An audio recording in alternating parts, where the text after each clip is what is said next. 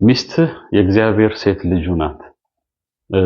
እርሷን ትሪት የምታደርግበት መንገድ ወይም ከእርሷ ጋር ያለ ግንኙነት በህይወትህም ሆነ ከእግዚአብሔር ጋር ባለ ግንኙነት ላይ ትልቅ እንድምታ አለው።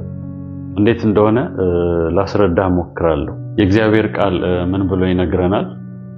ቤትና ሀብት ከወላጅ ይወረሳል፣ አስተዋይ ሚስት ግን ከእግዚአብሔር ዘንድ ናት ይላል። በሌላም ስፍራ ሚስትን ያገኘ በረከትን አገኘ፣ ከእግዚአብሔርም ዘንድ ሞገስን ይቀበላል ይላል። ብዙ ሀብትና ንብረት ምድር ላይ ይገኝ ይሆናል። ነገር ግን ሚስት ከእግዚአብሔር ዘንድ ብቻ የምትሰጥ የእግዚአብሔር በረከትና የእግዚአብሔር ስጦታ ናት።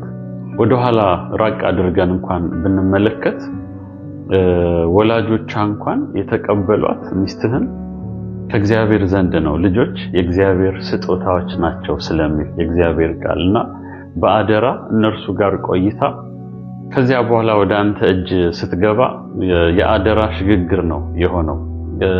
የዳረልህም ምስክር ሆኖ ያጋባህም ራሱ እግዚአብሔር ነው። የእግዚአብሔር ቃል እንደሚናገር እግዚአብሔር በአንተና በልጅነት ሚስት መካከል ምስክር ነው ይላልና ቤተክርስቲያንም አግባት፣ ማዘጋጃ ቤት አግባት፣ wherever የትም ብታገኛት ብታገባት፣ ሰው በሌለበት እንኳን ብትጋቡ በመካከላችሁ ምስክር ሆኖ የቆመው ሕያው እግዚአብሔር ነው። ስለዚህ ሚስትህ የእግዚአብሔር ልጅ ናት። ያጋባህም አንድ እንድትሆኑ ካንተ ጋር ያጣበቃትም ምስክር ሆኖ የሰጠህም እግዚአብሔር ነው። ይሄን ሁሉ ጊዜ ማስታወስ ያስፈልጋል። አንድ በጣም ወደው ጥቅስ አለ መጽሐፍ ቅዱስ ውስጥ መጽሐፈ መክብብ ላይ ምን ይላል? ከፀሐይ በታች እግዚአብሔር በሰጠ በከንቱ ዘመን ሁሉ ከምትወዳት ሚስት ጋር ደስ ይበልህ ይላል። በእውነት ባለትዳር ለሆነን ሰዎች አንድ በጣም ፈጽሞ ቸል ልንለው የማይገባ ነገር ቢኖር ምንድነው? እግዚአብሔር ሚስታችንን በረከት አድርጎ ሰጥቶናል። ከእርሷ ጋር ያለን ህይወት እርሷን በመውደድ እና ከእርሷ ጋር የምናሳልፈው የደስታ ጊዜ በጣም ትልቅ በረከታችን ነው። የእግዚአብሔር ቃል በሌላ ስፍራ አንደኛ ጴጥሮስ ላይ ምን ይላል? ባሎች ሆይ ደካማ ፍጥረት ስለሆኑ ከሚስቶቻችሁ ጋር በማስተዋል ኑሩ ብሎ ይናገራል። ይሄ ደካማ የሚለው ዴሊኬት ማለት ነው።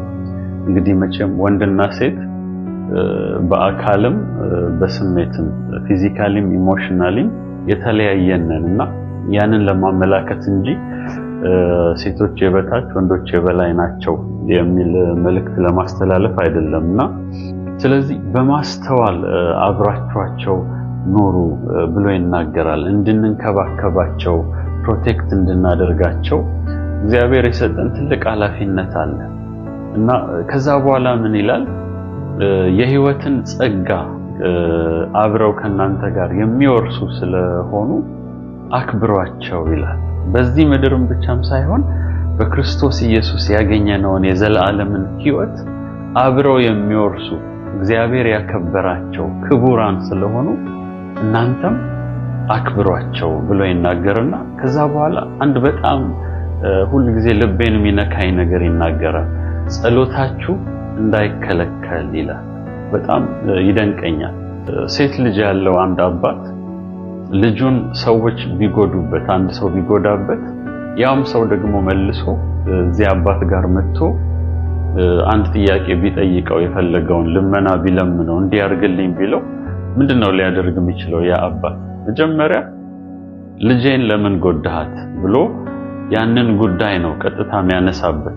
ስለዚህ ያ ሰው ሄዶ ይቅርታ ጠይቆ በደሉን ክሶ ከዛ በኋላ ነው ወደዚህ አባት መጥቶ በዚህ አባት ፊትም ይቅርታ ጠይቆ ከዛ በኋላ ነው ወደ ልመናው ሊሄድ የሚችለው እንጂ በፍጹም አባት ደስ ብሎት የዚህን ሰው ጸሎት ወይም የዚህን ሰው ልመና አይሰማምና ልክ እንደዛ ነው ሚስታችንን ሚስትሪት አድርገን ልቧን ሰብረነው ጎድተናት ወይም እንደሚገባ ሳንንከባከባት ቀርተን ደግሞ በዛው መንፈስ አባታችን ፊት እግዚአብሔር ፊት ቀርበን የምንጸልየው ጸሎት ሊመለስ አይችልም። የእግዚአብሔር ቃል ምንድነው የሚለው? ኤፌሶን ምዕራፍ 5 ላይ ክርስቶስ ቤተክርስቲያንን እንደወደዳት እንደዚያ ሚስቶቻችሁን ውደዱ ካለ በኋላ በውሃ መታጠብና ከቃሉ ጋር እንዲቀድሳት እርሱ ራሱን አሳልፎ ለእርሷ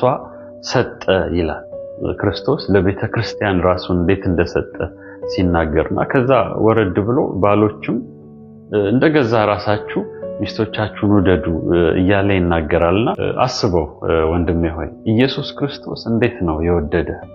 ገና ኃጢአተኞች ሳለን አይደል የሚለው መጽሐፍ ቅዱስ። እግዚአብሔር ፍቅሩን በክርስቶስ ኢየሱስ ገለጠልን። ኃጢአተኞች ሳለን እርሱ መስዋዕት ሆነልን፣ ራሱን አሳልፎ ሰጠ። ከዛ በኋላ በክርስትና ዘመናችን ሁሉ እንዴት ነው የሚቀድሰን? ኃጢአታችንን ይቅር እያለ እየታገሰ ተሸክሞ ነው ለዛሬ ያደረሰን እንጂ በእግዚአብሔር ፊት መቆም የምንችል ለዛሬም የምንበቃ ሰዎች አልነበርንም። ይህንን ፍቅር ነው እንግዲህ ለሚስታችሁ ስጡ ብሎ ይህን አደራ የሰጠን። ታገሳት፣ ተሸከማት፣ ውደዳት፣ ቀድሳት። ቀድሳት ማለት የተሻለች ሰው እንድትሆን ጌታ ኢየሱስን እየመሰለች እንድትሄድ። እንግዲህ እዚህ ጋር በውሃ መታጠብና ከቃሉ ጋር እንዲቀድሳት ይላል። እንዴት ነው ሚስታችንን የምናጥባት? እንዴት ነው በእግዚአብሔር ቃል የምንቀድሳት? ኢንካሬጅ በማድረግ በእግዚአብሔር ቃል በመምከር በእግዚአብሔር ቃል በማበርታት ከዛሬ ይልቅ ነገ ጌታን የመሰለች እንድትሄድ እንድትበረታ በማድረግ ነው። እግዚአብሔር በቅርብ ይከታተለናል ሴት ልጁን እንዴት ትሪት እንደምናደርግ እና በእውነት ሰው የዘራውን ያጭዳል። እግዚአብሔር አይዘበትበትም። በእግዚአብሔር ፊት እንጠየቃለን። እግዚአብሔር ስለሚያይ፣ እግዚአብሔር ሕያው ስለሆነ በዙፋኑ ላይ ስላለ ከእግዚአብሔር እጅ ደግሞ ማምለጥ አይቻልም። ከሰው ማምለጥ ይቻል ይሆናል፣ ከእግዚአብሔር ማምለጥ አይቻልም።